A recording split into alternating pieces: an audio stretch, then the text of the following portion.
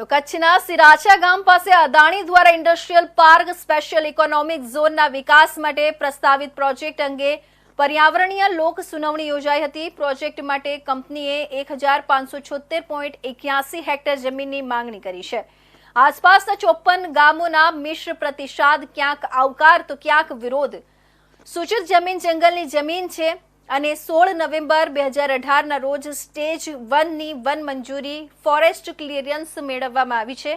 ગામની ગૌચર જમીનને લઈને ગામ લોકોનો વિરોધ જોવા મળી રહ્યો છે। પર્યાવરણીય વ્યવસ્થાપન માટે કંપની તરફથી બજેટની ફાળવણી કરવામાં આવી છે। લોકોએ કંપનીની કામગીરીને લઈને આવકારી સમર્થન આપ્યું છે। આવનારા સમયમાં 75,000 લોકોને રોજગારી અપાશે।